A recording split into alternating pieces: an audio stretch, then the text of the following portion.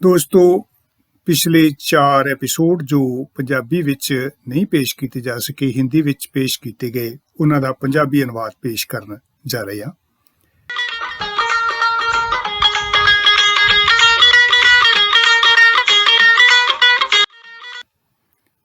ਸਤਿਕਾਰਯੋਗ ਸਾਥੀਓ, YouTube channel ਜ਼ਿੰਦਗੀ ਵਿੱਚ ਤੁਹਾਡਾ ਸਵਾਗਤ ਹੈ। ਇਸ ਚੈਨਲ ਰਾਹੀਂ ਵਿਗਿਆਨ, ਇਤਿਹਾਸ, ਮਿਥਿਹਾਸ ਅਤੇ ਹੋਰ ਸਮਾਜਿਕ ਮੁੱਦਿਆਂ ਬਾਰੇ ਤੁਹਾਡੇ ਨਾਲ ਜਾਣਕਾਰੀ ਸਾਂਝੀ ਕਰਨ ਦਾ ਉਪਰਾਲਾ ਕਰਿਆ ਕਰਾਂਗੇ।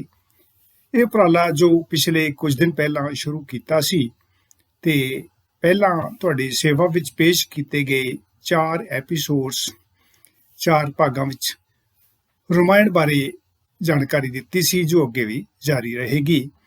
ਰਾਮਾਇਣ ਦਾ ਤੁਲਨਾਤਮਕ ਅਧਿਐਨ ਕੀਤਾ ਗਿਆ ਹੈ ਵੱਖ-ਵੱਖ ਰਾਮਾਇਣਾਂ ਦਾ ਆਪਸ ਵਿੱਚ, ਜਿਵੇਂ ਕਿ ਵਾਲਮੀਕ ਜੀ ਦੀ ਲਿਖੀ ਹੋਈ ਰਾਮਾਇਣ। ਵਾਲਮੀਕ ਜੀ ਦੀ ਰਾਮਾਇਣ ਵੀ ਵੱਖ-ਵੱਖ ਪਬਲੀਕੇਸ਼ਨਸ ਵੱਲੋਂ ਛਾਪੀ ਗਈ ਹੈ ਤੇ ਉਹਨਾਂ ਵਿੱਚ ਵੀ ਥੋੜਾ ਬਹੁਤ ਫਰਕ ਹੈ। ਹਾਲਾਂਕਿ ਰਾਮਾਇਣ 300 ਤੋਂ ਵੀ ਵੱਧ ਤਰ੍ਹਾਂ ਦੀ ਦੱਸੀ ਜਾਂਦੀ ਹੈ, ਜਿਹੜੀ ਵਾਲਮੀਕ ਜੀ ਦੇ ਨਾਂ ਤੇ ਹੀ ਚੱਲ ਰਹੀ ਹੈ।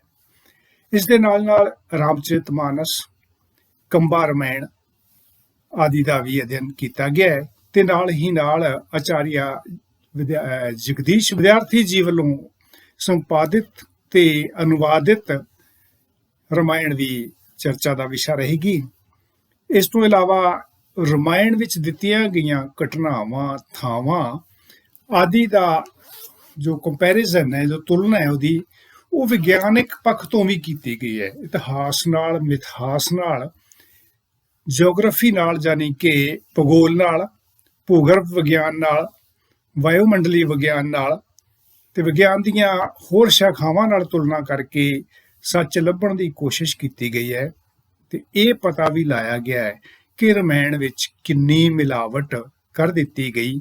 ਵਾਲਮੀਕ ਜੀ ਵੱਲੋਂ ਲਿਖੀ ਗਈ ਰਾਮਾਇਣ ਨੂੰ ਕਿਸ ਤਰ੍ਹਾਂ ਵਿਗਾੜ ਦਿੱਤਾ ਇੱਕ ਖਾਸ ਵਰਗ ਨੇ ਆਪਣੇ ਹਿੱਤਾਂ ਵਾਸਤੇ। ਮੂਲ ਰਾਮਾਇਣ ਅੱਜ ਕੱਲ੍ਹ ਸਾਨੂੰ ਨਹੀਂ ਉਪਲਬਧ। ਜਿਹੜੀ ਰਾਮਾਇਣ ਸਾਨੂੰ ਮਿਲ ਰਹੀ ਹੈ ਉਸ ਰਾਮਾਇਣ ਵਿੱਚ ਬਹੁਤ ਸਾਰੀ ਮਿਲਾਵਟ ਹੈ। ਬਹੁਤ ਸਾਰੇ ਨਵੇਂ ਕਾਂਡ ਵਿੱਚ ਜੋੜ ਦਿੱਤੇ ਗਏ, ਨਵੇਂ ਸਰਗ ਜੋੜ ਦਿੱਤੇ ਗਏ, ਜਿਨ੍ਹਾਂ ਨੂੰ ਆਪਾਂ ਚੈਪਟਰ ਕਹਿ ਸਕਦੇ ਹਾਂ। ਬਹੁਤ ਸਾਰੇ ਨਵੇਂ ਸ਼ਲੋਕ ਜੋੜ ਦਿੱਤੇ ਗਏ। ਅਸਲੀ ਰਾਮਾਇਣ ਦਾ ਰੂਪ ਵਿਗਾੜ ਦਿੱਤਾ ਗਿਆ ਕੁਝ ਸਵਾਰਥੀ ਲੋਕਾਂ ਵੱਲੋਂ। ਰਾਮਾਇਣ ਬਾਰੇ ਪਹਿਲਾਂ ਜੋ 4 ਐਪੀਸੋਡ ਤੁਹਾਡੇ ਕੋਲ ਪਹੁੰਚੇ ਨੇ ਉਹ ਹਿੰਦੀ ਵਿੱਚ ਨੇ। ਉਹਨਾਂ ਦੀ ਜਿਹੜੀ ਭਾਸ਼ਾ ਵਰਤੀ ਗਈ ਹੈ, ਹਿੰਦੀ ਵਰਤੀ ਗਈ ਹੈ, ਕਿਉਂਕਿ ਬਹੁਤ ਸਾਰੇ ਲੋਕ ਜੋ ਰਾਮਾਇਣ ਨੂੰ ਜਾਣਨ ਵਾਲੇ ਨੇ ਭਾਰਤ ਵਿੱਚ, ਉਹ ਹਿੰਦੀ ਬੋਲਣ ਸਮਝਣ ਵਾਲੇ ਨੇ। ਪਰ ਬਹੁਤ ਸਾਰੇ ਸਾਥੀਆਂ ਦੀ ਪੰਜਾਬ ਤੋਂ ਇਹ ਮੰਗ ਆਈ ਸੀ ਕਿ ਇਹਨੂੰ ਪੰਜਾਬੀ ਵਿੱਚ ਵੀ ਦਿੱਤਾ ਜਾਵੇ, ਇਹ ਜਾਣਕਾਰੀ ਪੰਜਾਬੀ ਵਿੱਚ ਵੀ ਭੇਜੀ ਜਾਵੇ। ਅੱਗੇ ਤੋਂ ਜਿਹੜੇ ਵੀ ਐਪੀਸੋਡ ਅਸੀਂ ਕਰਾਂਗੇ ਉਹਨਾਂ ਨੂੰ ਹਿੰਦੀ ਦੇ ਨਾਲ ਪੰਜਾਬੀ ਵਿੱਚ ਵੀ ਤੁਹਾਡੇ ਸਾਹਮਣੇ ਰੱਖਿਆ ਕਰਾਂਗੇ। ਹੁਣ ਪਹਿਲਾਂ ਜਿਹੜੇ ਐਪੀਸੋਡ ਜਾ ਚੁੱਕੇ ਨੇ ਉਹਨਾਂ ਦੀ ਜੋ ਪਹਿਲਾਂ ਵਿਆਖਿਆ ਹਿੰਦੀ ਵਿੱਚ ਸੀ, ਉਹਨਾਂ ਨੂੰ ਸੰਖੇਪ ਵਿੱਚ ਪੰਜਾਬੀ ਵਿੱਚ ਅਸੀਂ ਤੁਹਾਡੀ ਸੇਵਾ ਵਿੱਚ ਪੇਸ਼ ਕਰ ਰਹੇ ਹਾਂ, ਤਾਂ ਕਿ ਜਿਹੜੇ ਵੀ ਭੈਣਾਂ ਪੰਜਾਬੀ ਨਹੀਂ ਸਮਝਦੇ, ਹਿੰਦੀ ਨਹੀਂ ਸਮਝਦੇ, ਉਹ ਪੰਜਾਬੀ ਰਾਹੀਂ ਇਸ ਨੂੰ ਸਮਝ ਸਕਣ। ਰਾਮਾਇਣ, ਜਿਸ ਦਾ ਮਤਲਬ ਹੈ ਰਾਮ ਚੰਦਰ ਜੀ ਦੀ ਗਾਥਾ, ਰਾਮ ਦੀ ਜੀਵਨ ਗਾਥਾ। ਰਾਮ ਚੰਦਰ ਜੋ ਇੱਕ ਭਗਵਾਨ ਦੇ ਤੌਰ ਤੇ, ਇੱਕ ਵਿਸ਼ਨੂੰ ਦੇ ਅਵਤਾਰ ਦੇ ਤੌਰ ਤੇ ਪੂਜੇ ਜਾਂਦੇ ਨੇ, ਪਰ ਅਸਲ ਵਿੱਚ ਜਦੋਂ ਬਹੁਤ ਡੂੰਘਾ ਅਧਿਐਨ ਕਰੀਏ ਤਾਂ ਪਤਾ ਲੱਗਦਾ ਹੈ ਕਿ ਵਾਲਮੀਕ ਜੀ ਦੀ ਮੂਲ ਰਾਮਾਇਣ ਵਿੱਚ ਰਾਮ ਚੰਦਰ ਜੀ ਨਾ ਤਾਂ ਵਿਸ਼ਨੂੰ ਦੇ ਅਵਤਾਰ ਵਜੋਂ ਪੇਸ਼ ਕੀਤੇ ਗਏ ਸਨ ਤੇ ਨਾ ਹੀ ਭਗਵਾਨ ਵਜੋਂ। ਮੂਲ ਰਾਮਾਇਣ ਵਿੱਚ ਰਾਮ ਚੰਦਰ ਇੱਕ ਮਰਿਆਦਾ ਪੁਰਸ਼ੋਤਮ ਹਨ, ਯਾਨੀ ਕਿ ਇੱਕ ਇਹੋ ਜਿਹਾ ਪੁਰਸ਼, ਐਸਾ ਪੁਰਸ਼ ਜਿਹਨੂੰ ਕਿ ਲੋਕਾਂ ਨੂੰ ਫੋਲੋ ਕਰਨਾ ਚਾਹੀਦਾ ਹੈ, ਜਿਹਨੂੰ ਇੱਕ ਅੱਛੇ ਨਾਇਕ ਵਜੋਂ ਪੇਸ਼ ਕੀਤਾ ਗਿਆ। ਇੱਕ ਪਰਿਵਾਰ, ਇੱਕ ਚੰਗਾ ਪਰਿਵਾਰ ਲੋਕਾਂ ਦੇ ਸਾਹਮਣੇ ਵਾਲਮੀਕ ਜੀ ਨੇ ਰੱਖਿਆ ਕਿ ਪੁੱਤਰ ਨੂੰ ਕਿਸ ਤਰ੍ਹਾਂ ਦਾ ਹੋਣਾ ਚਾਹੀਦਾ ਹੈ, ਭਰਾਵਾਂ ਨੂੰ ਕਿਸ ਤਰ੍ਹਾਂ ਦਾ ਰੋਲ ਅਦਾ ਕਰਨਾ ਚਾਹੀਦਾ ਹੈ। ਇੱਕ ਰਾਜਾ ਜਦੋਂ ਪਿਓ ਹੁੰਦਾ ਹੈ ਤੇ ਨਾਲ ਰਾਜਾ ਵੀ ਹੁੰਦਾ ਹੈ, ਉਹਨੂੰ ਕਿਸ ਤਰ੍ਹਾਂ ਦੀ ਭੂਮਿਕਾ ਅਦਾ ਕਰਨੀ ਚਾਹੀਦੀ ਆ, ਉਹਨੂੰ ਕਿਹੜੇ ਕੰਮ, ਕਿਹੜੀਆਂ ਗਲਤੀਆਂ ਨਹੀਂ ਕਰਨੀਆਂ ਚਾਹੀਦੀਆਂ। ਇਸ ਤਰ੍ਹਾਂ ਜਿਹੜਾ ਹੈ ਇੱਕ ਅੱਛਾ ਪਰਿਵਾਰ, ਇੱਕ ਆਦਰਸ਼ ਪਰਿਵਾਰ ਪੇਸ਼ ਕਰਨ ਦੀ ਕੋਸ਼ਿਸ਼ ਮੂਲ ਰਾਮਾਇਣ ਵਿੱਚ ਕੀਤੀ ਗਈ, ਜਿਸ ਨੂੰ ਕਿ ਬਾਅਦ ਵਿੱਚ ਉਹਦਾ ਪੂਰੇ ਦਾ ਪੂਰਾ ਸਰੂਪ ਵਿਗਾੜ ਕੇ ਸਾਡੇ ਸਾਹਮਣੇ ਰੱਖਿਆ ਗਿਆ ਹੈ। ਇਹੋ ਹੀ ਇੱਕ ਸਵਾਲ ਹੈ ਜਿਹੜਾ ਮੈਂ ਤੁਹਾਡੇ ਸਾਹਮਣੇ ਰੱਖਣਾ ਚਾਹੁੰਦਾ ਤੇ ਦੱਸਣਾ ਚਾਹੁੰਦਾ ਵੀ ਕੀ ਬਾਅਦ ਵਿੱਚ ਜੋੜਿਆ ਗਿਆ ਤੇ ਕਦੋਂ ਜੋੜਿਆ ਗਿਆ। ਇਹ ਜਦੋਂ ਵਿਗਿਆਨ ਦੀ ਖੋਜ ਕਰਦੇ ਆ, ਉਹਦੇ ਨਾਲ ਅਧਿਐਨ, ਤੁਲਨਾਤਮਕ ਅਧਿਐਨ ਕਰਦੇ ਆ ਵਿਗਿਆਨ ਦਾ, ਤੇ ਸਾਨੂੰ ਪਤਾ ਲੱਗਦਾ ਹੈ ਕਿ ਕਿੰਨੀਆਂ ਮਿਲਾਵਟਾਂ, ਕਿੰਨੀਆਂ ਜਾਣ-ਬੁੱਝ ਕੇ ਸ਼ਰਾਰਤਾਂ ਰਮਾਇਣ ਨੂੰ ਵਿਗਾੜਨ ਵਿੱਚ ਪੁਰੋਹਿਤ ਵਰਗ ਵੱਲੋਂ ਕੀਤੀਆਂ ਗਈਆਂ। ਸਭ ਤੋਂ ਪਹਿਲਾਂ ਰਾਮਚੰਦਰ ਜੀ ਦੇ ਜਨਮ ਬਾਰੇ ਗੱਲ ਕਰਦੇ ਹਾਂ। ਰਾਮਚੰਦਰ ਜੀ ਦੇ ਜਨਮ ਬਾਰੇ ਆਚਾਰੀਆ ਜਗਦੀਸ਼ ਵਿਦਿਆਰਥੀ ਜੀ ਕਹਿੰਦੇ ਨੇ ਕਿ ਉਹਨਾਂ ਦਾ ਜਨਮ 1,81,49,000 ਸਾਲ ਪਹਿਲਾਂ ਹੋਇਆ। ਦੂਸਰੇ ਪਾਸੇ ਧਾਰਮਿਕ ਤੌਰ ਤੇ ਕੁਝ ਵਿਦਵਾਨ ਜੋ ਧਾਰਮਿਕ ਭਾਵਨਾਵਾਂ ਵਧੇਰੇ ਪ੍ਰਬਲ ਹੁੰਦੀਆਂ ਜਿਨ੍ਹਾਂ ਦੀਆਂ, ਉਹ ਇਹ ਸੋਚਦੇ ਨੇ ਕਿ ਰਾਮਚੰਦਰ ਜੀ ਦਾ ਜਨਮ 2,80,000 ਸਾਲ ਪਹਿਲਾਂ ਹੋਇਆ। ਇਤਿਹਾਸਕਾਰਾਂ ਵਿੱਚੋਂ ਕੁਝ ਇਤਿਹਾਸਕਾਰ 7,000 ਈਸਾ ਪੂਰਵ ਰਾਮਚੰਦਰ ਜੀ ਦਾ ਜਨਮ ਮੰਨਦੇ ਨੇ, ਤੇ ਇਸੇ ਤਰ੍ਹਾਂ ਇੱਕ ਸਾਇੰਟੀਫਿਕ ਸਟੱਡੀ ਔਨ ਵੇਦਾਸ ਨਾਂ ਦੀ ਇੰਸਟੀਚਿਊਟ ਹੈ, ਜਿਹਨੇ ਆਪਣੀ ਰਿਸਰਚ ਮੁਤਾਬਕ ਇੱਕ ਪਲੈਨੇਟੇਰੀਅਮ ਸੌਫਟਵੇਅਰ ਵਰਤ ਕੇ ਤਰੀਕ ਕੱਢਣ ਦੀ ਕੋਸ਼ਿਸ਼ ਕੀਤੀ ਹੈ ਕਿ ਰਾਮਚੰਦਰ ਜੀ ਦਾ ਜਨਮ ਕਦੋਂ ਹੋਇਆ। ਉਹਨਾਂ ਦੇ ਮੁਤਾਬਕ 5114 ਈਸਾ ਪੂਰਵ ਯਾਨੀ ਕਿ 10 ਜਨਵਰੀ 5114 BC ਨੂੰ ਰਾਮਚੰਦਰ ਜੀ ਦਾ ਜਨਮ ਹੋਇਆ। ਇਹ ਜੋ ਵੀ ਤਰੀਕਾਂ ਕੱਢੀਆਂ ਜਾਂਦੀਆਂ, ਇਹ ਇਸ ਆਧਾਰ ਤੇ ਕੱਢੀਆਂ ਜਾਂਦੀਆਂ ਕਿ ਰਮਾਇਣ ਵਿੱਚ ਰਾਮਚੰਦਰ ਜੀ ਦੇ ਜਨਮ ਬਾਰੇ ਜੋ ਗ੍ਰਹਿ ਤਿਥੀਆਂ ਦਿੱਤੀਆਂ ਗਈਆਂ, ਗ੍ਰਹਿ ਚਾਲ ਦਿੱਤੀ ਗਈ ਆ, ਉਹ ਗ੍ਰਹਿ ਕਦੋਂ ਉਸ ਚਾਲ ਤੇ ਆਉਂਦੇ ਨੇ, ਉਸ ਸਥਿਤੀ ਤੇ ਆਉਂਦੇ ਨੇ। ਉਹ ਗ੍ਰਹਿ 5114 BC ਚ ਵੀ ਆਏ, ਹੋ ਸਕਦਾ 7000 ਚ ਵੀ ਆਏ, ਹੋ ਸਕਦਾ 2 ਲੱਖ ਸਾਲ ਪਹਿਲਾਂ ਵੀ ਉਸੇ ਸਥਿਤੀ ਵਿੱਚ ਆਏ ਹੋਣ, ਜਾਂ 1,81,00,000 ਸਾਲ ਪਹਿਲਾਂ ਵੀ ਆਏ ਹੋਣ, ਕਿਉਂਕਿ ਗ੍ਰਹਿ ਚੱਲਦੇ ਰਹਿੰਦੇ ਨੇ ਤੇ ਉਹੀ ਗ੍ਰਹਿ ਸਥਿਤੀਆਂ ਵਾਰ-ਵਾਰ ਆਉਂਦੀਆਂ ਰਹਿੰਦੀਆਂ, ਅੱਗੇ ਵੀ ਆਉਂਦੀਆਂ ਰਹਿਣਗੀਆਂ। ਜੇਕਰ ਅਸੀਂ ਰਾਮਚੰਦਰ ਜੀ ਦਾ ਜਨਮ ਨੇੜੇ ਤੋਂ ਨੇੜੇ ਜੋ ਵਿਗਿਆਨਕ ਤਰੀਕੇ ਨਾਲ ਕੱਢੀ ਗਈ ਮਿਤੀ ਹੈ, ਉਹਦੇ ਮੁਤਾਬਕ ਵੀ ਮੰਨ ਲਈਏ ਕਿ 10 ਜਨਵਰੀ 5114 ਈਸਾ ਪੂਰਵ ਨੂੰ ਰਾਮਚੰਦਰ ਜੀ ਦਾ ਜਨਮ ਹੋਇਆ, ਤਾਂ ਭੂਗਰਭ ਵਿਗਿਆਨ ਮੁਤਾਬਕ ਉਸ ਵਕਤ ਸ਼੍ਰੀ ਲੰਕਾ, ਜਿਹਨੂੰ ਅੱਜ ਰਾਵਣ ਦੀ ਲੰਕਾ ਕਿਹਾ ਜਾਂਦਾ ਹੈ, ਉਹ ਟਾਪੂ ਰੂਪ ਵਿੱਚ ਨਹੀਂ ਸੀ। ਅਯੋਧਿਆ, ਜਿਸ ਨੂੰ ਰਾਮਚੰਦਰ ਜੀ ਦੀ ਜਨਮ ਭੂਮੀ ਮੰਨਿਆ ਜਾਂਦਾ ਹੈ ਤੇ ਰਾਮਚੰਦਰ ਜੀ ਦੇ ਨਾਂ ਤੇ ਬਣਾਏ ਗਏ ਮੰਦਿਰ ਪਿੱਛੇ 70-80 ਸਾਲਾਂ ਤੋਂ ਰੌਲਾ ਚੱਲ ਰਿਹਾ ਸੀ ਕਿ ਇਹ ਰਾਮਚੰਦਰ ਜੀ ਦਾ ਜਨਮ ਸਥਾਨ ਹੈ। ਅਯੋਧਿਆ ਵਿੱਚ ਪੁਰਾਤੱਤਵ ਵਿਗਿਆਨ ਯਾਨੀ ਕਿ ਆਰਕੀਓਲੋਜੀਕਲ ਸਾਇੰਸ ਜਿਹੜੀ ਆ, ਉਹ ਕਹਿੰਦੀ ਹੈ ਕਿ ਅਯੋਧਿਆ ਸ਼ਹਿਰ ਦਾ ਉਸ ਵਕਤ ਕੋਈ ਅਸਤਿਤਵ ਨਹੀਂ ਸੀ, ਕੋਈ ਹੋਂਦ ਨਹੀਂ ਸੀ। 5114 BC ਚ ਅਯੋਧਿਆ ਨਾਂ ਦਾ ਕੋਈ ਸ਼ਹਿਰ ਨਹੀਂ ਸੀ। ਅਯੋਧਿਆ ਸ਼ਹਿਰ 600 ਈਸਾ ਪੂਰਵ ਦੇ ਕਰੀਬ 600-650 ਜਾਂ 700 ਵੱਧ ਤੋਂ ਵੱਧ 700 BC ਤੱਕ ਚਲੇ ਜਾਂਦਾ। 700 ਈਸਾ ਪੂਰਵ ਦੇ ਨੇੜੇ ਤੇੜੇ ਵਸਣਾ ਸ਼ੁਰੂ ਹੋਇਆ। ਉਦੋਂ ਇਸ ਦਾ ਨਾਂ ਸਾਕੇਤ ਸੀ, ਤੇ ਉਸ ਤੋਂ 1000 ਕੁ ਸਾਲ ਬਾਅਦ ਆ ਕੇ ਸਾਕੇਤ ਨੂੰ ਅਯੋਧਿਆ ਦੇ ਨਾਂ ਨਾਲ ਵੀ ਜਾਣਿਆ ਜਾਣ ਲੱਗਿਆ। ਹੁਣ ਜੇ ਆਪਾਂ ਇਹ ਮੰਨ ਲਈਏ ਕਿ 700 ਈਸਾ ਪੂਰਵ ਹੀ ਅਯੋਧਿਆ ਸੀ, ਮੰਨ ਲਓ ਉਦੋਂ ਸਾਕੇਤ ਨੂੰ ਹੀ ਅਯੋਧਿਆ ਮੰਨ ਲਿਆ ਜਾਵੇ, ਤਾਂ ਫਿਰ ਵੀ ਰਾਮਚੰਦਰ ਜੀ ਦਾ ਜਨਮ ਜਿਹੜਾ ਹੈ ਉਹ ਅਯੋਧਿਆ ਵਿੱਚ ਨਹੀਂ ਹੋ ਸਕਦਾ, ਕਿਉਂਕਿ ਰਾਮਚੰਦਰ ਤਾਂ ਉਸ ਤੋਂ 3-4 ਹਜ਼ਾਰ ਸਾਲ ਪਹਿਲਾਂ ਹੋ ਚੁੱਕੇ ਸਨ। ਇਹ ਦੋ ਗੱਲਾਂ ਜਿਹੜੀਆਂ ਸਾਇੰਸ ਸਿੱਧੀਆਂ ਹੀ ਝੂਠੀਆਂ ਸਾਬਤ ਕਰਦੀ ਹੈ ਕਿ ਨਾ ਤਾਂ ਉਦੋਂ ਲੰਕਾ ਟਾਪੂ ਰੂਪ ਵਿੱਚ ਸੀ ਤੇ ਨਾ ਹੀ ਉਦੋਂ ਅਯੋਧਿਆ ਸ਼ਹਿਰ ਦੀ ਕੋਈ ਹੋਂਦ ਸੀ। ਲੰਕਾ ਟਾਪੂ ਰੂਪ ਵਿੱਚ ਨਹੀਂ ਸੀ, ਪਰ ਲੰਕਾ ਸੀ, ਜਿਸ ਨੂੰ ਅੱਜ ਸ਼੍ਰੀਲੰਕਾ ਕਿਹਾ ਜਾਂਦਾ ਹੈ, ਉਹ ਰਾਵਣ ਦੀ ਲੰਕਾ ਨਹੀਂ ਸੀ। ਉਦੋਂ ਭਾਰਤ ਜਿਹੜਾ ਹੈ ਉਹ ਸਮੁੰਦਰ ਤੱਕ ਪਹੁੰਚ ਕੇ ਲੰਕਾ ਤੱਕ ਜਾ ਕੇ ਖਤਮ ਹੁੰਦਾ ਸੀ, ਨਾ ਕਿ ਤਾਮਿਲਨਾਡੂ ਤੱਕ। ਲੰਕਾ ਤਾਮਿਲਨਾਡੂ ਦੇ ਨਾਲ ਹੀ ਲੱਗਦਾ ਇੱਕ ਭਾਰਤ ਦਾ ਹੀ ਹਿੱਸਾ ਸੀ। ਜਿਸ ਤਰ੍ਹਾਂ ਅੱਜ ਤਾਮਿਲਨਾਡੂ ਤੱਕ ਭਾਰਤ ਜਾ ਕੇ ਸਮੁੰਦਰ ਦੇ ਨਾਲ ਲੱਗ ਕੇ ਖਤਮ ਹੋ ਜਾਂਦਾ ਹੈ, ਉਸੇ ਤਰ੍ਹਾਂ ਉਸ ਜ਼ਮਾਨੇ ਵਿੱਚ ਭਾਰਤ ਸ਼੍ਰੀਲੰਕਾ ਤੱਕ ਜਾ ਕੇ ਖਤਮ ਹੁੰਦਾ ਸੀ। ਸ਼੍ਰੀਲੰਕਾ ਵੀ ਭਾਰਤ ਦੀ ਮੁੱਖ ਭੂਮੀ ਦਾ ਹੀ ਇੱਕ ਹਿੱਸਾ ਸੀ। 4000 ਈਸਾ ਪੂਰਵ ਦੇ ਨੇੜੇ ਤੇੜੇ ਇੱਕ ਭੂਚਾਲ ਨੇ ਤੇ ਸਮੁੰਦਰੀ ਤੂਫਾਨ ਨੇ ਇਸ ਇਲਾਕੇ ਨੂੰ ਬਾਕੀ ਭਾਰਤ ਨਾਲੋਂ ਵੱਖ ਕਰ ਦਿੱਤਾ। ਇਹ ਇਲਾਕਾ ਅੱਜ ਵੀ ਥੱਲਿਓਂ ਜ਼ਮੀਨ ਸਮੁੰਦਰ ਦੇ ਵਿੱਚ ਭਾਰਤ ਨਾਲ ਜੁੜਿਆ ਹੋਇਆ ਹੈ। ਉੱਥੇ ਕੋਈ ਪੁਲ ਬਣਿਆ ਹੋਇਆ ਨਹੀਂ ਹੈਗਾ, ਸਗੋਂ ਹੇਠੋਂ ਭਾਰਤ ਤੇ ਸ਼੍ਰੀਲੰਕਾ ਦੀ ਜ਼ਮੀਨ ਇੱਕ ਹੈ। ਪਾਣੀ ਉਹ ਨੀਵੇਂ ਥਾਂ ਤੇ ਜਦੋਂ ਭੂਚਾਲ ਆਇਆ 4000 ਈਸਾ ਪੂਰਵ ਦੇ ਕਰੀਬ, ਉਹ ਥਾਂ ਨੀਵਾਂ ਹੋ ਗਿਆ, ਲੰਕਾ ਵਾਲਾ ਪਾਸਾ ਥੋੜਾ ਉੱਚਾ ਹੋ ਗਿਆ ਤੇ ਸਮੁੰਦਰ ਦਾ ਪਾਣੀ ਚੜਦਾ ਉੱਪਰ ਚੜ ਗਿਆ ਤੇ ਇਸ ਜਗ੍ਹਾ ਦੇ ਉੱਤੋਂ ਦੀ ਲੰਘਣ ਲੱਗਿਆ। ਇਹ ਬਹੁਤ ਬਾਹਰ ਤੱਕ ਨਹੀਂ ਸੀ ਡੁੱਬਿਆ, ਕੋਈ 2000 ਸਾਲ ਪਹਿਲਾਂ ਤੱਕ ਇਹ ਡੁੱਬਿਆ ਹੋਇਆ ਨਹੀਂ ਸੀ। ਜਦੋਂ ਕਦੇ ਜਵਾਰ ਭਾਟਾ ਆਉਂਦਾ ਸੀ ਪਾਣੀ ਚੜ ਜਾਂਦਾ ਸੀ, ਨਹੀਂ ਤੇ ਆਮ ਤੌਰ ਤੇ ਜਗ੍ਹਾ ਨੰਗੀ ਸੀ। ਅੱਜ ਵੀ 10-11 ਫੁੱਟ ਪਾਣੀ ਸਮੁੰਦਰ ਹੇਠਾਂ ਚਲਾ ਜਾਵੇ, ਸਮੁੰਦਰ ਦਾ ਪਾਣੀ, ਤਾਂ ਭਾਰਤ ਤੇ ਸ਼੍ਰੀਲੰਕਾ ਫਿਰ ਇੱਕ ਦੇਸ਼ ਵਾਂਗ ਹੀ ਜੁੜ ਜਾਣਗੇ ਤੇ ਨਵਾਂ ਸਿਆਪਾ, ਨਵਾਂ ਰੌਲਾ ਇਹ ਖੜਾ ਹੋਊਗਾ ਕਿ ਕਿਹੜਾ ਹਿੱਸਾ ਕਿਹਦਾ ਹੈ, ਭਾਰਤ ਦਾ ਕਿ ਸ਼੍ਰੀਲੰਕਾ ਦਾ। ਕਿਹੜਾ ਹਿੱਸਾ, ਕਿੱਥੋਂ ਤੱਕ ਸ਼੍ਰੀਲੰਕਾ, ਕਿੱਥੋਂ ਤੱਕ ਭਾਰਤ ਹੈ, ਕਿਉਂਕਿ ਜ਼ਮੀਨ ਥੱਲੇ ਇੱਕ ਹੀ ਹੈ।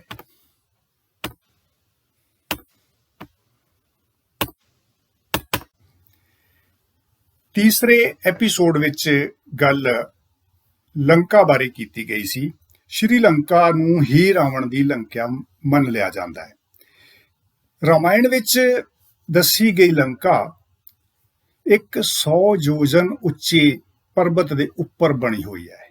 100 ਯੋਜਨ ਦਾ ਮਤਲਬ 800 ਮੀਲ, ਜੋ ਕਿਲੋਮੀਟਰਾਂ ਵਿੱਚ ਹਿਸਾਬ ਲਾਈਏ ਤਾਂ 1280 ਕਿਲੋਮੀਟਰ ਬਣਦੇ ਆ। 1280 ਕਿਲੋਮੀਟਰ ਉੱਚੇ ਪਹਾੜ ਦੇ ਉੱਤੇ ਸੋਨੇ ਦੀ ਲੰਕਾ ਵਸੀ ਹੋਈ ਹੈ ਤੇ ਇਹ ਲੰਕਾ ਜਿਹੜੀ ਹੈ ਇਹ ਵਿਸ਼ਵਕਰਮਾ ਜੀ ਨੇ ਬਣਾਈ ਇੰਦਰ ਦੇ ਕਹਿਣ ਤੇ ਕੁਬੇਰ ਵਾਸਤੇ, ਜੋ ਰਾਵਣ ਦਾ ਚਚੇਰਾ ਭਰਾ ਸੀ। ਪਰ ਕੁਬੇਰ ਕੋਲੋਂ ਇਹ ਲੰਕਾ ਰਾਵਣ ਨੇ ਖੋਹ ਲਈ ਤੇ ਉੱਥੇ ਜ਼ਬਰਦਸਤੀ ਕਬਜ਼ਾ ਕਰਕੇ ਰਾਖਸ਼ਾਂ ਦਾ ਰਾਜ ਸਥਾਪਿਤ ਕਰ ਦਿੱਤਾ। ਹਾਂ, ਜੇ ਵਿਗਿਆਨਕ ਤੌਰ ਤੇ, ਇਤਿਹਾਸਕ ਤੌਰ ਤੇ ਵੇਖੀਏ ਤਾਂ ਰਾਖਸ਼ ਨਾਂ ਦੀ ਕੋਈ ਜਾਤੀ, ਕੋਈ ਪ੍ਰਾਣੀ ਕਦੇ ਵੀ ਇਸ ਦੁਨੀਆ ਵਿੱਚ ਨਹੀਂ ਹੋਇਆ। ਜਿਸ ਤਰ੍ਹਾਂ ਕਿ ਪੁਰਾਣੇ ਗ੍ਰੰਥਾਂ ਵਿੱਚ ਬਿਆਨ ਕੀਤਾ ਗਿਆ ਹੈ, ਉਹ ਉੱਡਣ ਵਾਲੇ, ਉਹ ਵੱਡੇ ਵੱਡੇ ਦੇਹਾਂ ਵਾਲੇ, ਵੰਨ ਸੁਵੰਨੇ ਸਿੰਘਾਂ ਵਾਲੇ, ਵੰਨ ਸੁਵੰਨੇ ਮੂੰਹਾਂ ਵਾਲੇ ਰਾਖਸ਼ ਜੋ ਦੱਸੇ ਜਾਂਦੇ ਆ, ਇਹੋ ਜਿਹੀ ਕੋਈ ਪੁਰਾਣੀ ਜਾਤੀ ਕਦੇ ਵੀ ਧਰਤੀ ਉੱਤੇ ਨਹੀਂ ਹੋਈ। ਗੱਲ ਅੱਗੇ ਜਾਰੀ ਰੱਖਦਿਆਂ ਸ਼੍ਰੀਲੰਕਾ ਦੀ, ਸੋਨੇ ਦੀ ਲੰਕਾ ਦੀ, ਜੋ ਕਿ ਰਾਵਣ ਨੇ ਕਬਜ਼ੇ ਵਿੱਚ ਕਰ ਲਈ ਤੇ ਆਪਣਾ ਰਾਜ ਉੱਥੇ ਸਥਾਪਿਤ ਕਰ ਲਿਆ ਸੀ। ਜੇਕਰ 100 ਯੋਜਨ ਉੱਚੇ ਪਹਾੜ ਦਾ ਹਿਸਾਬ ਲਾਈਏ ਤਾਂ ਇੰਨੇ ਉੱਚੇ ਪਰਬਤ ਉੱਤੇ ਜੀਵਨ ਸੰਭਵ ਹੀ ਨਹੀਂ। ਐਵਰੈਸਟ ਚੋਟੀ ਹਿਮਾਲਿਆ ਦੀ, ਜੋ ਦੁਨੀਆ ਦੀ ਸਭ ਤੋਂ ਉੱਚੀ ਚੋਟੀ ਮੰਨੀ ਜਾਂਦੀ ਹੈ, ਉਹ 900 ਮੀਟਰ ਤੋਂ ਵੀ ਘੱਟ ਉੱਚੀ ਹੈ। 1 ਕਿਲੋਮੀਟਰ ਤੋਂ 150 ਮੀਟਰ ਦੇ ਕਰੀਬ ਘੱਟ ਉੱਚੀ। ਤੇ ਜਦੋਂ ਆਪਾਂ ਇਹ ਗੱਲ ਵੇਖਦੇ ਹਾਂ ਕਿ ਐਵਰੈਸਟ ਦੇ ਉੱਤੇ ਬਰਫ਼ ਹੀ ਬਰਫ਼ ਹੈ, ਜ਼ਿੰਦਗੀ ਸੰਭਵ ਹੀ ਨਹੀਂ, ਜੀਵਨ ਹੋ ਹੀ ਨਹੀਂ ਸਕਦਾ, ਉੱਥੇ ਆਕਸੀਜਨ ਵੀ ਨਹੀਂ ਹੁੰਦੀ, ਤਾਂ 800 ਮੀਲ 1280 ਕਿਲੋਮੀਟਰ ਉੱਚੇ ਪਹਾੜ ਦੇ ਉੱਤੇ ਕੀ ਹੋਊਗਾ, ਉੱਤੇ ਜੀਵਨ ਕਿਵੇਂ ਸੰਭਵ ਹੋ ਸਕਦਾ ਹੈ। ਇਸ ਤੋਂ ਵੀ ਜਦੋਂ ਉੱਪਰ ਜਾਈਏ, ਜੇ ਆਪਾਂ ਵਾਯੂਮੰਡਲ ਦੇ ਵਿੱਚ ਜਾਣਾ ਹੋਏ ਤਾਂ ਵਾਯੂਮੰਡਲੀ ਵਿਗਿਆਨ ਜਿਹੜੀ ਆ ਉਹ ਸਾਨੂੰ ਜਾਣਕਾਰੀ ਪਾਉਂਦੀ ਆ ਕਿ ਜੇ ਇੰਨੇ ਉਚਾਈ ਉੱਤੇ ਜਾਣਾ ਹੈ ਤਾਂ ਸਾਨੂੰ -90 ਡਿਗਰੀ ਟੈਂਪਰੇਚਰ ਵਿੱਚੋਂ ਲੰਘਣਾ ਪਊਗਾ ਤੇ ਰਾਹ ਵਿੱਚ ਹੀ ਸਾਰਾ ਕੁਝ ਜੰਮ ਜਾਊਗਾ, ਕੁਝ ਵੀ ਨਹੀਂ ਬਚੂਗਾ। ਜੇ ਇਸ ਤੋਂ ਬਚ ਗਏ ਤਾਂ ਉੱਪਰ ਇੰਨੀ ਜ਼ਿਆਦਾ ਰੇਡੀਏਸ਼ਨ ਹੈ ਕਿ ਉਹ ਸਾਰਾ ਕੁਝ ਖਤਮ ਹੋ ਜਾਂਦਾ ਹੈ, ਬਰਬਾਦ ਹੋ ਜਾਂਦਾ, ਜੀਵਨ ਨਹੀਂ ਬਚ ਸਕਦਾ। ਉੱਥੇ ਆਕਸੀਜਨ ਵੀ ਨਹੀਂ, ਉੱਥੇ ਹਵਾ ਵੀ ਨਹੀਂ, ਤੇ ਅਜਿਹੀਆਂ ਹਾਲਤਾਂ ਵਿੱਚ ਨਾ ਪੰਛੀ ਉੱਡ ਸਕਦੇ ਆ, ਨਾ ਜਹਾਜ਼ ਉੱਡ ਸਕਦੇ ਆ, ਨਾ ਜੀਵਨ ਬਚ ਸਕਦਾ ਹੈ। ਤਾਂ ਇੰਨੇ ਉੱਚੇ ਪਹਾੜ ਦੇ ਉੱਤੇ ਇੱਕ ਲੰਕਾ ਕਿਵੇਂ, ਇੱਕ ਰਾਜ ਕਿਵੇਂ ਵਸਿਆ ਹੋ ਸਕਦਾ ਹੈ? ਇਹ ਕਿਵੇਂ ਹੋ ਸਕਦਾ ਹੈ ਕਿ ਉੱਥੇ ਵੰਨ ਸੁਵੰਨੇ ਲੋਕ ਰਹਿੰਦੇ ਹੋਣ, ਉੱਥੇ ਪੰਛੀ, ਪੌਦੇ, ਬਾਗ, ਬਗੀਚੇ ਸਭ ਕੁਝ ਹੋਵੇ? ਇਹ ਵਿਗਿਆਨ ਦੇ ਹਿਸਾਬ ਨਾਲ ਸੰਭਵ ਨਹੀਂ।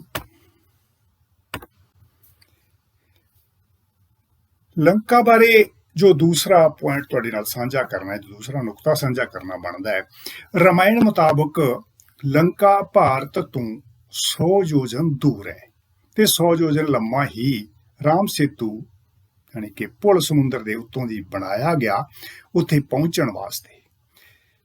ਸਾਡੇ ਕੋਲ ਜੇ ਲੰਕਾ ਹੈ, ਜਿਹੜੀ ਰਾਵਣ ਦੀ ਲੰਕਾ ਦੱਸੀ ਜਾਂਦੀ ਹੈ, ਇਹ ਲੰਕਾ ਸ਼੍ਰੀਲੰਕਾ ਭਾਰਤ ਤੋਂ ਕੇਵਲ 32 ਮੀਲ ਤੋਂ ਵੀ ਘੱਟ, 30 ਮੀਲ ਦੇ ਕਰੀਬ ਹੀ ਦੂਰ ਆ, 800 ਮੀਲ ਦੂਰ ਨਹੀਂ। ਫਿਰ ਇਹ ਲੰਕਾ ਰਾਵਣ ਦੀ ਲੰਕਾ ਨਹੀਂ ਹੋ ਸਕਦੀ, ਉਹ ਲੰਕਾ ਕੋਈ ਹੋਰ ਹੋਊਗੀ ਜਿਹੜੀ ਭਾਰਤ ਤੋਂ ਇੰਨੀ ਦੂਰ ਸੀ, 800 ਮੀਲ ਦੂਰ ਸੀ, ਤੇ ਜਿੱਥੇ ਤੱਕ ਪਹੁੰਚਣ ਲਈ 800 ਮੀਲ ਲੰਬਾ ਪੁਲ ਬਣਾਉਣਾ ਪਿਆ। ਇਹੋ ਜਿਹੇ ਕੁਝ ਨੁਕਤੇ ਜਦੋਂ ਸਾਹਮਣੇ ਆਉਂਦੇ ਆ, ਸਟੱਡੀ ਕਰਦਿਆਂ, ਅਧਿਐਨ ਕਰਦਿਆਂ, ਤੁਲਨਾਤਮਕ ਅਧਿਐਨ ਕਰਦਿਆਂ, ਤੇ ਲੱਗਦਾ ਹੈ ਕਿ ਇਹ ਗੱਲਾਂ ਬਾਅਦ ਵਿੱਚ ਰਮਾਇਣ ਵਿੱਚ ਜੋੜ ਦਿੱਤੀਆਂ ਗਈਆਂ ਉਹਨਾਂ ਵੱਲੋਂ ਜੋ ਬੇਈਮਾਨਾ ਕਰਕੇ ਜਾਣ-ਬੁੱਝ ਕੇ ਰਮਾਇਣ ਨੂੰ ਵਿਗਾੜ ਦੇਣਾ ਚਾਹੁੰਦੇ ਸਨ। ਲੰਕਾ ਬਾਰੇ ਤੀਸਰਾ ਨੁਕਤਾ, ਰਾਮਚੰਦਰ ਨੇ 100 ਅਰਬ ਵਾਨਰ ਸੈਨਾ ਲੈ ਕੇ 100 ਅਰਬ ਬਾਂਦਰਾਂ ਦੀ ਸੈਨਾ ਬਣਾ ਕੇ ਲੰਕਾ ਤੇ ਚੜ੍ਹਾਈ ਕਰ ਦਿੱਤੀ। ਰਾਮ ਸੇਤੂ ਬਣਾਇਆ, ਲੰਕਾ ਪਹੁੰਚ ਕੇ 100 ਅਰਬ ਬਾਂਦਰਾਂ ਨੂੰ, ਜੇਕਰ ਅੱਜ ਕੱਲ ਵਾਲੇ ਬਾਂਦਰ ਇਹਨਾਂ ਨੂੰ ਬੰਨ ਕੇ 4-4 ਬਾਂਦਰਾਂ ਦੇ ਜੋੜੇ ਬੰਨ ਕੇ ਬਿਠਾਈਏ, ਚੌਂਕੜੀਆਂ ਮਾਰ ਕੇ ਬੰਨ ਕੇ ਬਿਠਾ ਦਈਏ, ਤਾਂ 100 ਅਰਬ ਬਾਂਦਰਾਂ ਵਾਸਤੇ ਭਾਰਤ ਵਰਗੇ 6 ਦੇਸ਼ਾਂ ਜਿੰਨੀ ਜ਼ਮੀਨ ਚਾਹੀਦੀ ਹੈ ਸਿਰਫ ਬੈਠਣ ਵਾਸਤੇ। ਤੇ ਸ਼੍ਰੀਲੰਕਾ ਬਹੁਤ ਛੋਟਾ ਟਾਪੂ ਹੈ, ਭਾਰਤ ਦੇ ਤੀਜੇ ਹਿੱਸੇ ਦੇ ਬਰਾਬਰ। ਇਸ ਹਿਸਾਬ ਨਾਲ 100 ਅਰਬ ਬਾਂਦਰ ਸੈਨਾ ਉੱਥੇ ਨਹੀਂ ਜਾ ਸਕਦੀ, ਉੱਥੇ ਲੜ ਨਹੀਂ ਸਕਦੀ, ਉੱਥੇ ਖਲੋ ਨਹੀਂ ਸਕਦੀ। ਇਹ ਵੀ ਇੱਕ ਬਹੁਤ ਜ਼ਿਆਦਾ ਵਧਾ ਕੇ ਕੀਤੀ ਗਈ ਗੱਲ, ਵਧਾ ਕੇ ਵੀ ਨਹੀਂ, ਇੱਕ ਸਿੱਧੀ ਦੀ ਸਿੱਧੀ ਗੱਪ ਹੀ ਲੱਗਦੀ ਹੈ, ਝੂਠ ਹੀ ਲੱਗਦਾ ਹੈ, ਜਿਵੇਂ ਮਿੱਥ ਹੀ ਲਿਆ ਹੋਵੇ ਕਿ ਰਮਾਇਣ ਦਾ ਸੱਚ ਖਤਮ ਕਰਨਾ ਹੈ ਤੇ ਰਮਾਇਣ ਨੂੰ ਬਿਲਕੁਲ ਝੂਠ ਹੀ ਕਰਕੇ ਰੱਖ ਦੇਣਾ ਹੈ। ਇਹੋ ਜਿਹੀਆਂ ਗੱਲਾਂ ਜੋੜ ਦਿੱਤੀਆਂ ਜੋੜਨ ਵਾਲੇ ਸਵਾਰਥੀ ਲੋਕਾਂ ਨੇ।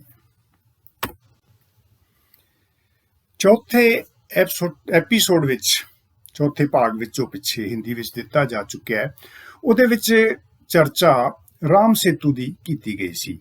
ਇੱਕ ਅਜਿਹੀ ਚਟਾਨਾਂ ਦੀ ਸ਼੍ਰੰਖਲਾ ਜੋ ਸਮੁੰਦਰ ਦੇ ਵਿੱਚ ਡੁੱਬੀ ਹੋਈ ਹੈ ਤੇ ਤਾਮਿਲਨਾਡੂ ਦੇ ਸਮੁੰਦਰੀ ਕਿਨਾਰੇ ਤੋਂ ਸ਼੍ਰੀਲੰਕਾ ਤੱਕ ਪਹੁੰਚਦੀ ਹੈ।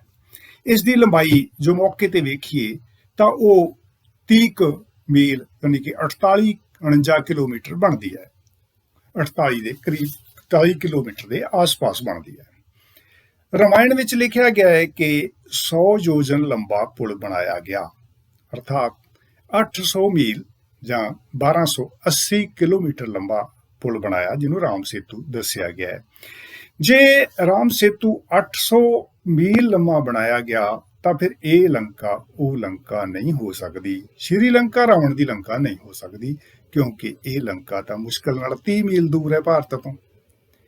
ਰਾਮ ਸੇਤੂ ਬਾਰੇ ਦੂਸਰੀ ਗੱਲ ਜੋ ਰਮਾਇਣ ਵਿੱਚ ਬੜੀ ਮਹੱਤਵਪੂਰਨ ਗੱਲ ਲਿਖੀ ਗਈ ਹੈ, ਉਹ ਇਹ ਹੈ ਕਿ ਰਾਮ ਸੇਤੂ ਮਹਿੰਦਰਗਿਰੀ ਪਰਬਤ ਤੋਂ ਤ੍ਰਿਕੂਟ ਪਰਬਤ ਸ਼੍ਰੀਲੰਕਾ ਤੱਕ ਬਣਾਇਆ ਗਿਆ। ਮਹਿੰਦਰਗਿਰੀ ਉੜੀਸਾ ਵਿੱਚ ਹੈ, ਭਾਰਤ ਦੇ ਸੂਬੇ ਉੜੀਸਾ ਵਿੱਚ। ਤੇ ਜਿਸ ਰਾਮ ਸੇਤੂ ਦਾ ਵਿਵਾਦ ਹੈ, ਜਿਸ ਜਗ੍ਹਾ ਨੂੰ ਰਾਮ ਸੇਤੂ ਕਹਿ ਕੇ ਪਿਛਲੇ ਕਈ ਸਾਲਾਂ ਤੋਂ ਰੌਲਾ ਚੱਲ ਰਿਹਾ ਹੈ, ਉਹ ਤਾਮਿਲਨਾਡੂ ਵਿੱਚ ਹੈ।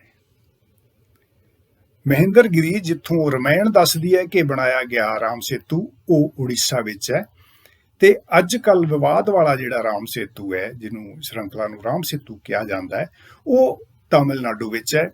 ਤੇ ਦੋਵਾਂ ਦਾ ਆਪਸ ਵਿੱਚ, ਮਹਿੰਦਰਗਿਰੀ ਪਰਬਤ ਤੇ ਇਸ ਰਾਮ ਸੇਤੂ ਕਹੀ ਜਾਂਦੀ ਜਗ੍ਹਾ ਦਾ ਆਪਸ ਵਿੱਚ 1500 ਕਿਲੋਮੀਟਰ ਦਾ ਫਰਕ ਹੈ, ਇੱਕ ਦੂਜੇ ਤੋਂ 1512 ਕਿਲੋਮੀਟਰ ਦੂਰ ਨੇ।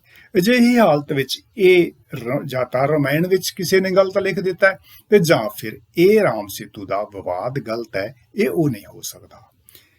ਇਹ ਵੀ ਕਿਹਾ ਜਾਂਦਾ ਹੈ ਕਿ ਰਾਮ ਦਾ ਨਾਂ ਲਿਖ ਕੇ ਜਦੋਂ ਪੱਥਰ ਛੱਡੇ ਜਾਂਦੇ ਉਹ ਧਰਦੇ ਸੀ, ਪਰ ਇਹ ਜਿਹੜਾ ਰਾਮ ਸੇਤੂ ਜਿਹਦਾ ਵਿਵਾਦ ਹੈ, ਇਹ ਇਸ ਤਰ੍ਹਾਂ ਦੇ ਪੱਥਰਾਂ ਦਾ ਨਹੀਂ ਬਣਿਆ ਹੋਇਆ। ਇਹ ਪੂਰੀਆਂ ਦੀਆਂ ਪੂਰੀਆਂ ਚਟਾਨਾਂ ਨੇ ਜੋ ਬਹੁਤ ਪਹਿਲਾਂ ਤੋਂ ਬਣੀਆਂ ਹੋਈਆਂ ਨੇ, ਤੇ ਇਹ ਮੂੰਗੇ ਤੇ ਰੇਤ ਦੀਆਂ ਚਟਾਨਾਂ ਨੇ, ਮੂੰਗੇ ਦੀਆਂ ਚਟਾਨਾਂ ਜਿਨ੍ਹਾਂ ਦੇ ਵਿੱਚ ਰੇਤ ਜਮ੍ਹਾਂ ਹੋ ਕੇ ਇਹ ਇੱਕ ਲੰਬੀ ਸ਼੍ਰੰਖਲਾ ਜੁੜ ਗਈ ਆ ਤੇ ਭਾਰਤ ਤੋਂ ਸ਼੍ਰੀਲੰਕਾ ਤੱਕ ਚਲੀ ਜਾਂਦੀ ਹੈ। ਇਹ ਜਿੰਨਾ ਵੀ ਤੁਹਾਡੇ ਸਾਹਮਣੇ ਮੈਂ ਜਾਣਕਾਰੀ ਜਿਹੜੀ ਰੱਖੀ ਹੈ, ਇਹ ਜਾਣਕਾਰੀ ਮੈਂ ਤੁਹਾਨੂੰ ਹਿੰਦੀ ਵਿੱਚ ਲਿਖੀ ਕਿਤਾਬ ਰਮਾਇਣ ਬੁੱਧੀ ਕੀ ਕਸੌਟੀ ਪਰ ਦੇ ਆਧਾਰ ਉੱਤੇ ਦੇ ਰਿਹਾ, ਤੁਹਾਡੇ ਸਾਹਮਣੇ ਰੱਖ ਰਹੇ ਹਾਂ। ਰਮਾਇਣ ਬੁੱਧੀ ਕੀ ਕਸੌਟੀ ਪਰ, ਇਹ ਕਿਤਾਬ ਐਮਾਜ਼ੋਨ ਤੇ ਫਲਿੱਪਕਾਰਟ ਤੇ ਮਿਲ ਸਕਦੀ ਹੈ। ਇਸ ਕਿਤਾਬ ਵਿੱਚ ਤੁਲਨਾਤਮਕ ਅਧਿਐਨ ਕੀਤਾ ਗਿਆ ਹੈ ਰਮਾਇਣਾਂ ਦਾ, ਵੱਖ-ਵੱਖ ਰਮਾਇਣਾਂ ਦਾ ਆਪਸ ਵਿੱਚ। ਮੈਂ ਦੁਬਾਰੇ ਦੁਹਰਾ ਦਿਆਂ, ਜ਼ਿਓਲੋਜੀ ਯਾਨੀ ਕਿ ਭੂਗਰਭ ਵਿਗਿਆਨ, ਪੁਰਾਤੱਤਵ ਵਿਗਿਆਨ ਆਰਕਾਇਓਲੋਜੀ, ਇਤਿਹਾਸ, ਜਿਓਗ੍ਰਾਫੀ, ਵਾਯੂਮੰਡਲੀ ਵਿਗਿਆਨ ਆਦਿ ਨਾਲ। ਤੇ ਇਹ ਸਾਰੀ ਤੁਲਨਾ ਕਰਨ ਤੋਂ ਬਾਅਦ ਇਹ ਸਿੱਟੇ ਜੋ ਕੱਢੇ ਆ ਮੈਂ ਤੁਹਾਡੇ ਸਾਹਮਣੇ ਰੱਖਿਆ। ਅਜੇ ਇਹ ਲੰਮਾ ਸਿਲਸਿਲਾ ਜੋ ਜਾਰੀ ਰਹੇਗਾ। ਕੁਝ ਪਿਛਲੇ ਦਿਨੀ ਕੁਝ ਕਮੈਂਟ ਆਏ ਫੇਸਬੁੱਕ ਤੇ ਮੈਨੂੰ ਕਿ ਤੁਸੀਂ ਇੱਕ ਖਾਸ ਧਰਮ ਦੇ ਪਿੱਛੇ ਪਏ ਹੋਏ ਹੋ, ਇੱਕ ਖਾਸ ਧਰਮ ਤੇ ਹੀ ਕਮੈਂਟ ਕਰਦੇ ਹੋ, ਦੂਜਿਆਂ ਬਾਰੇ ਨਹੀਂ ਬੋਲਦੇ। ਦੋਸਤੋ, ਮੈਨੂੰ ਕਿਸੇ ਧਰਮ ਨਾਲ ਕੋਈ ਲਗਾਓ ਨਹੀਂ, ਮੈਨੂੰ ਕਿਸੇ ਧਰਮ ਨਾਲ ਕੋਈ ਵਾਸਤਾ ਨਹੀਂ। ਮੈਂ ਸੱਚ ਬੋਲਣਾ ਹੈ। ਮੈਂ ਇਹ ਦੱਸਣਾ ਤੁਹਾਨੂੰ ਸ਼ੁਰੂ ਵਿੱਚ ਭੁੱਲ ਗਿਆ ਤੇ ਹੁਣ ਦੱਸ ਦਿੰਦਾ ਕਿ ਮੈਂ ਕਿਸੇ ਰਿਸਰਚ ਪ੍ਰੋਜੈਕਟ ਤੇ ਕੰਮ ਕਰ ਰਿਹਾ ਸੀ, ਜਿਹਦੇ ਚੋਂ ਮੈਂ ਲੱਭ ਰਿਹਾ ਸੀ ਕਿ ਭਾਰਤ ਵਾਰ-ਵਾਰ ਗੁਲਾਮ ਕਿਉਂ ਹੋਇਆ। ਉਹਦੇ ਵਿੱਚ ਜਦੋਂ ਵੇਖਦੇ ਹਾਂ ਕਿ ਭਾਰਤ ਦੀ ਗੁਲਾਮੀ 'ਚ ਸਭ ਤੋਂ ਵੱਡਾ ਹਿੱਸਾ ਉਸ ਝੂਠ ਨੇ ਪਾਇਆ ਜਿਹੜਾ ਝੂਠ ਪੁਰੋਹਿਤ ਵਰਗ ਨੇ ਬੋਲਿਆ ਤੇ ਲੋਕਾਂ ਨੂੰ ਗੁੰਮਰਾਹ ਕੀਤਾ। ਉਹ ਗ੍ਰੰਥਾਂ ਰਾਹੀਂ ਵੀ ਬੋਲਿਆ ਗਿਆ, ਲਿਖ ਕੇ ਵੀ ਬੋਲਿਆ ਗਿਆ, ਜ਼ਬਾਨੀ ਵੀ ਬੋਲਿਆ ਗਿਆ, ਵਾਰ-ਵਾਰ ਬੋਲਿਆ ਗਿਆ ਤੇ ਹਜ਼ਾਰਾਂ ਸਾਲ ਬੋਲਿਆ ਗਿਆ। ਹੁਣ ਉਹ ਗ੍ਰੰਥ ਜਿਹੜੇ ਮੈਂ ਪੜ੍ਹੇ ਇਸ ਟਾਈਮ ਦੌਰਾਨ, ਮੈਂ 5000 ਸਾਲ ਦਾ ਭਾਰਤ ਦਾ ਇਤਿਹਾਸ ਪੜ੍ਹਿਆ, ਵੇਦ ਪੜ੍ਹੇ, ਪੁਰਾਣ ਪੜ੍ਹੇ, ਰਮਾਇਣ ਪੜ੍ਹੀ, ਗੀਤਾ ਪੜ੍ਹੀ, ਤੇ ਉਹਨਾਂ ਦਾ ਜਵਾਬ ਤਾਂ ਫਿਰ ਉੱਥੋਂ ਹੀ ਦੇਣਾ ਪਊਗਾ। ਉਹ ਝੂਠ ਜਿੱਥੇ ਲਿਖਿਆ ਹੋਇਆ ਉਸ ਗ੍ਰੰਥ ਦਾ ਨਾਂ ਤਾਂ ਲੈਣਾ ਪਊਗਾ, ਤੇ ਜਿਸ ਬੰਦੇ ਨੇ ਉਹ ਝੂਠ ਲਿਖਿਆ ਉਸ ਬੰਦੇ ਦਾ ਨਾਮ ਵੀ ਲੈਣਾ ਪਊਗਾ। ਇਸ ਵੇਲੇ ਵੀ ਤੇ ਪਿਛਲੇ ਟਾਈਮ ਵਿੱਚ ਵੀ ਇੱਕ ਪਿਛਾਂਹ ਖੱਚੂ ਸੋਚ ਨੇ ਭਾਰਤ ਨੂੰ ਬਰਬਾਦ ਕੀਤਾ ਹੈ, ਤੇ ਉਸੇ ਹੀ ਸੋਚ ਨੂੰ ਰੱਖਣ ਵਾਲੇ ਲੋਕਾਂ ਦਾ ਹੀ ਵਿਰੋਧ ਕਰਨਾ ਪਊਗਾ ਜਿਹੜਾ ਸਾਡੇ ਦੇਸ਼ ਨੂੰ ਬਰਬਾਦ ਕਰ ਰਹੇ ਆ। ਮੈਂ ਡੰਕੇ ਦੀ ਚੋਟ ਕਹਿੰਦਾ ਕਿ ਮੈਂ ਉਹਨਾਂ ਦਾ ਵਿਰੋਧ ਕਰੂੰਗਾ ਜੋ ਮੇਰੇ ਦੇਸ਼ ਨੂੰ, ਮੇਰੇ ਸਮਾਜ ਨੂੰ ਬਰਬਾਦ ਕਰ ਰਹੇ ਆ, ਉਹ ਕਿਸੇ ਵੀ ਧਰਮ ਦੇ ਹੋਣ। ਬਾਕੀ ਰਹੀ ਗੱਲ ਧਰਮਾਂ ਦੀ, ਜਦੋਂ ਅਸੀਂ ਇਹ ਕਹਿੰਦੇ ਆ ਕਿ ਰੱਬ ਹੈ ਨਹੀਂ, ਤਾਂ ਇਹਦਾ ਮਤਲਬ ਹੈ ਅਸੀਂ ਕਿਸੇ ਵੀ ਧਰਮ ਦੀ ਫੇਵਰ ਨਹੀਂ ਕਰ ਰਹੇ, ਅਸੀਂ ਤਾਂ ਧਰਮਾਂ ਦੇ ਆਧਾਰ ਤੇ ਸਿੱਧਾ ਵਾਰ ਕਰ ਰਹੇ ਹਾਂ। ਕਿ ਜਦੋਂ ਰੱਬ ਹੀ ਨਹੀਂ ਜਿਹੜਾ ਧਰਮਾਂ ਦਾ ਆਧਾਰ ਆ, ਤੇ ਫਿਰ ਅਸੀਂ ਕਿਸੇ ਧਰਮ ਦੀ ਫੇਵਰ ਕਿੱਥੇ ਕਰ ਰਹੇ ਹਾਂ। ਮੈਂ ਜੋ ਕਰ ਰਿਹਾ ਉਹ ਸੱਚ ਲੋਕਾਂ ਦੇ ਸਾਹਮਣੇ ਰੱਖਣ ਲਈ ਕਰ ਰਿਹਾ, ਤਾਂ ਕਿ ਤੁਸੀਂ ਵੱਧ ਤੋਂ ਵੱਧ ਚੰਗੀ ਤਰ੍ਹਾਂ ਸਮਝ ਸਕੋ। ਮੇਰੀ ਸਾਰੇ ਰਾਮ ਭਗਤਾਂ ਨੂੰ ਬੇਨਤੀ ਹੈ, ਜਿਨ੍ਹਾਂ ਨੂੰ ਮੇਰੀ ਗੱਲਾਂ ਬੁਰੀਆਂ ਲੱਗਦੀਆਂ ਹੋਣ, ਕਿ ਰਮਾਇਣ ਪੜ੍ਹੋ। ਤੁਸੀਂ ਰਮਾਇਣ ਨਹੀਂ ਪੜ੍ਹੀ, ਤੁਹਾਨੂੰ ਪੜ੍ਹਾਉਣ ਵਾਲੇ ਗਲਤ ਪੜ੍ਹਾਉਂਦੇ ਰਹੇ ਆ ਤੇ ਅੱਜ ਵੀ ਗਲਤ ਪੜ੍ਹਾ ਰਹੇ ਆ। ਖੁਦ ਰਮਾਇਣ ਪੜ੍ਹੋ, ਸਮਝੋ, ਇੱਕ ਨਹੀਂ ਪੜ੍ਹੋ, ਵੱਖ-ਵੱਖ ਪਬਲੀਕੇਸ਼ਨਸ ਦੀ ਪੜ੍ਹੋ, ਤੇ ਜਿਹੜੇ ਸਵਾਲ ਮੈਂ ਖੜੇ ਕੀਤੇ ਆ ਇਹਨਾਂ ਸਵਾਲਾਂ ਦੇ ਜਵਾਬ ਲੱਭੋ। ਜੇ ਮੇਰੀ ਕਿਤਾਬ ਵਿੱਚ ਕੁਝ ਵੀ ਗਲਤ ਲੱਭਦਾ ਤਾਂ ਅੰਡਰਲਾਈਨ ਕਰਕੇ ਦੱਸੋ। ਜੇ ਗਲਤ ਹੋਊ ਤਾਂ ਮੈਂ ਜ਼ਰੂਰ ਠੀਕ ਕਰੂੰਗਾ, ਨਹੀਂ ਤਾਂ ਆਪਾਂ ਸਾਰਿਆਂ ਨੂੰ ਰਲ ਮਿਲ ਕੇ ਆਪਣੇ ਪੁਰਾਣੇ ਗ੍ਰੰਥ ਠੀਕ ਕਰਨੇ ਪੈਣਗੇ, ਠੀਕ ਕਰਨੇ ਚਾਹੀਦੇ ਆ, ਨਹੀਂ ਤਾਂ ਆਉਣ ਵਾਲੀਆਂ ਪੀੜ੍ਹੀਆਂ ਸਾਨੂੰ ਮਾਫ ਨਹੀਂ ਕਰਨਗੀਆਂ। ਦੋਸਤੋ, ਇਹ ਐਪੀਸੋਡ ਅੱਗੇ ਜਾਰੀ ਰਹਿਣਗੇ। ਹੁਣ 5ਵਾਂ ਐਪੀਸੋਡ ਜਿਹੜਾ ਤੁਹਾਡੀ ਸੇਵਾ ਵਿੱਚ ਕਰਾਂਗੇ ਪੇਸ਼, ਉਹਦੇ ਪੰਜਾਬੀ ਵਿੱਚ ਵੀ ਆਊਗਾ ਤੇ ਹਿੰਦੀ ਦੇ ਨਾਲ ਪੰਜਾਬੀ ਵਿੱਚ ਵੀ ਆਊਗਾ। ਬਹੁਤ ਬਹੁਤ ਸ਼ੁਕਰੀਆ, ਫਿਰ ਮਿਲਾਂਗੇ।